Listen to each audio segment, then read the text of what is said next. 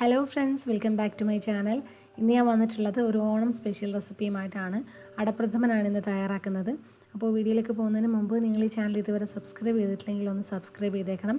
അപ്പോൾ നമുക്കിത് എങ്ങനെ ഉണ്ടാക്കുന്നതെന്ന് നോക്കാം. ഇതിന് വേണ്ടിയിട്ട് ഞാനിവിടെ എടുത്തിരിക്കുന്നത് റെഡിമെയ്ഡ് അടയാണ്. 200 ഗ്രാം അട എടുത്തിട്ടുണ്ട്.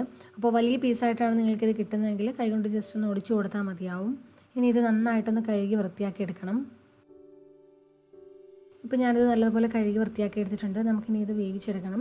അപ്പോൾ ഈ അട വേവിക്കാൻ ആവശ്യത്തിനുള്ള വെള്ളം നമുക്കൊന്ന് തിളപ്പിക്കാനായിട്ട് വെക്കണം.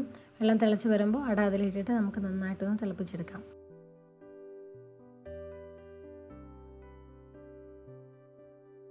ഇനി ഈ അട നല്ല സോഫ്റ്റായിട്ട് വരുന്നവരെ ഇതിനെ ഒന്ന് വേവിച്ചെടുക്കണം.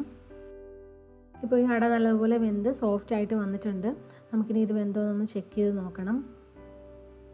അരിയുടെയൊക്കെ വേവ് നോക്കുന്നത് പോലെ ഇത് കൈകൊണ്ടൊന്ന് ജസ്റ്റ് ഒന്ന് പ്രസ് ചെയ്ത് കൊടുത്താൽ മതി. ഇപ്പോൾ ഈ അട നന്നായിട്ട് വെന്ത് വന്നിട്ടുണ്ട്. അട മുഴുവനായിട്ട് വെന്തതിന് ശേഷം മാത്രമേ ഇതിനെ വെള്ളത്തിൽ നിന്ന് മാറ്റാവുള്ളൂ. ശർക്കര ചേർത്ത് കഴിഞ്ഞാൽ പിന്നെ ഇത് വെന്ത് കിട്ടില്ല. ഇനി വേവിച്ച് വെച്ചിരിക്കുന്ന അടയിൽ നിന്ന് വെള്ളം നമുക്ക് വാർത്തെടുക്കണം. ഈ അട വേവിച്ച വെള്ളം മാറ്റി ഉടനെ തന്നെ അതിൽ തണുത്ത വെള്ളം ഒഴിച്ചൊന്ന് കഴുകിയെടുക്കണം.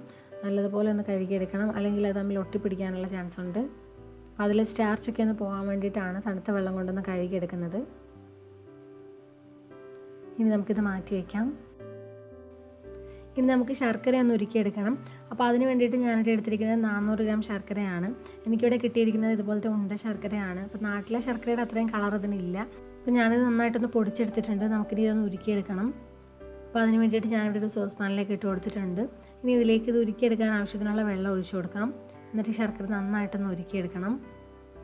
ഡാർക്ക് കളറിലെ ശർക്കര ചേർത്തുണ്ടാക്കുന്നതാണ് പായസത്തിന് കൂടുതൽ ഭംഗി.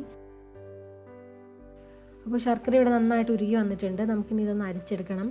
അപ്പോൾ ഏത് പാത്രത്തിലാണ് നമ്മൾ പായസം ഉണ്ടാക്കുന്നത് അതിലേക്ക് നമുക്കിത് അരിച്ചൊഴിച്ച് കൊടുക്കാം. ശർക്കരയിൽ എന്തെങ്കിലും അഴുക്കുണ്ടെങ്കിൽ അത് പോകാൻ വേണ്ടിയിട്ടാണ് ഇങ്ങനെ അരിച്ചെടുക്കുന്നത്. അപ്പോൾ ഇവിടെ കിട്ടുന്ന ശർക്കരയിൽ അധികം അഴുക്കൊന്നും ഉണ്ടായിരുന്നില്ല. ഇനി നമുക്കിതിലേക്ക് വേവിച്ച് വെച്ചിരിക്കുന്ന അട ചേർത്ത് കൊടുക്കാം.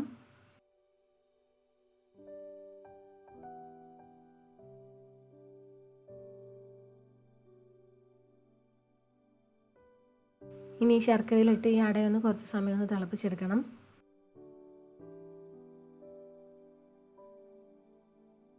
ഇതൊന്ന് നല്ലതുപോലെ ഒന്ന് കുറുകി വരുന്നവരെ നമുക്കിതിനൊന്ന് തിളപ്പിച്ചെടുക്കാം.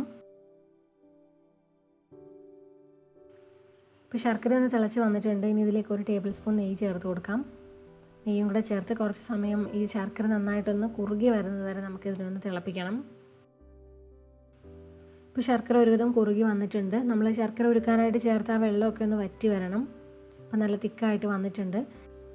ഇനി ഇതിലേക്ക് നമുക്ക് 3-ാം പാൽ ചേർത്ത് കൊടുക്കാം. ഞാനിവിടെ 1 കപ്പ് 3-ാം പാലാണ് ചേർത്ത് കൊടുക്കുന്നത്.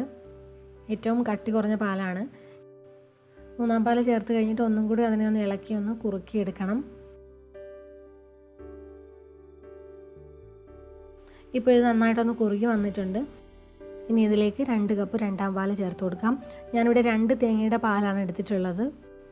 എന്നിട്ട് നന്നായിട്ടൊന്ന് മിക്സ് ചെയ്ത് ഇളക്കിക്കൊണ്ട് തന്നെ തിളപ്പിച്ചെടുക്കണം. എന്നിട്ട് തന്നെ ഒന്ന് കുറുക്കിയെടുക്കണം. ഇതിലേക്ക് ഞാനൊരു നുള്ളു ഉപ്പും കൂടി ചേർത്ത് കൊടുക്കുന്നുണ്ട്. അതിൻ്റെ മധുരമൊക്കെ ഒന്ന് ബാലൻസ് ചെയ്യാൻ വേണ്ടിയിട്ട് ഒരു നുള്ളു ഉപ്പ് ചേർത്ത് കൊടുത്തു. അപ്പോൾ ഇനി ഇത് നല്ലതുപോലെ ഇളക്കി ഒന്ന് കുറുക്കിയെടുക്കണം. അപ്പോൾ നമ്മുടെ പായസം ഒന്ന് കുറുകി വന്നിട്ടുണ്ട്. അപ്പോൾ നമ്മൾ തിളപ്പിക്കുന്ന സമയത്ത് തന്നെ ഇളക്കിക്കൊണ്ടേ ഇരിക്കണം. ഇനി ഇതിലേക്ക് നമുക്ക് ഏലക്ക പൊടിച്ചത് ചേർത്ത് കൊടുക്കാം. ഞാനിവിടെ 1/2 ടീസ്പൂൺ ഏലക്ക പൊടിച്ചത്, 1/4 ടീസ്പൂൺ നല്ല ജീരകം പൊടിച്ചത്, 1/4 ടീസ്പൂൺ ചുക്ക് പൊടിയും കൂടെ ചേർത്ത് കൊടുക്കുന്നുണ്ട്. ഇനി ഇതെല്ലാം കൂടി നന്നായിട്ടൊന്ന് മിക്സ് ചെയ്തെടുക്കാം. ഇപ്പോഴാണ് ആ പായസത്തിൻ്റെ നല്ലൊരു സ്മെല്ലൊക്കെ വരുന്നത്. ഏലക്കാപ്പൊടിയുടെയും ചുക്ക് പൊടിയുടെയൊക്കെ നല്ലൊരു സ്മെല്ല് വരുന്നുണ്ട്. ഇനി നമുക്കിതിലേക്ക് 1-ാം പാൽ ചേർത്ത് കൊടുക്കാം.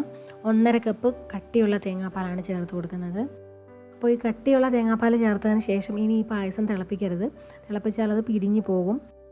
അപ്പോൾ ഈ 1-ാം പാലും കൂടെ ചേർത്തിട്ട് ഒന്ന് മിക്സ് ചെയ്ത് കൊടുക്കുക. ചെറുതായിട്ടൊന്ന് ചൂടായാൽ മാത്രം മതി. എന്നിട്ട് നമുക്ക് സ്റ്റൗ ഓഫ് ചെയ്യാം.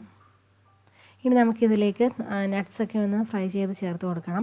അപ്പോൾ അതിന് വേണ്ടിയിട്ട് ഞാനിവിടെ ഒരു പാൻ ചൂടാക്കിയിട്ടുണ്ട്. അതിലേക്ക് 1 ടേബിൾ സ്പൂൺ നെയ്യ് ചേർത്ത് കൊടുക്കാം. നെയ്യ് ഒന്ന് ചൂടായി വരുമ്പോൾ അതിലേക്ക് കുറച്ച് തേങ്ങാക്കൊത്തിട്ട് കൊടുക്കാം. ഞാനിവിടെ ഒരു 1/4 കപ്പ് തേങ്ങ ഇതുപോലെ ചെറുതായിട്ട് കട്ട് ചെയ്തെടുത്തതാണ്. അതിട്ട് കൊടുത്ത് ഫ്രൈ ചെയ്തെടുക്കണം. നല്ല ഗോൾഡൻ കളറായി വരുന്നവരെ നമുക്കിതിനെ ഒന്ന് ഫ്രൈ ചെയ്ത് കൊടുക്കാം. ഇപ്പോൾ നല്ലൊരു ഗോൾഡൻ കളറായി വന്നിട്ടുണ്ട്. ഒരുപാട് മൂത്ത് പോകണ്ട, അപ്പോൾ തേങ്ങയുടെ ടേസ്റ്റ് മാറിപ്പോകും. ഇനി നമുക്കിതിലേക്ക് കാഷ്യൂ നട്ട്സ് ഇട്ടൊന്ന് ഫ്രൈ ചെയ്തെടുക്കണം. ഇതൊക്കെ ഓരോരുത്തരുടെ ഇഷ്ടത്തിനനുസരിച്ച് ചേർത്ത് കൊടുക്കാം. ഇനി ഇതൊരു ഗോൾഡൻ കളറായി വരുന്നവരെ നമുക്കൊന്ന് ഫ്രൈ ചെയ്തെടുക്കണം. അപ്പോൾ കാഷ്യൂ നട്ട്സും ഫ്രൈ ആയി വന്നിട്ടുണ്ട്.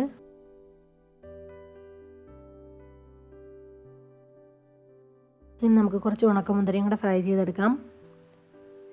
ഞാനിവിടെ നല്ലതുപോലെ കഴുകി വൃത്തിയാക്കി എടുത്തതാണ്. അപ്പോൾ ഉണക്കമുന്തിരി ഒന്ന് കഴുകിയിട്ടെടുക്കുന്നതാണ് നല്ലത്. അപ്പോൾ നമുക്കിത് ഫ്രൈ ചെയ്തെടുക്കാം.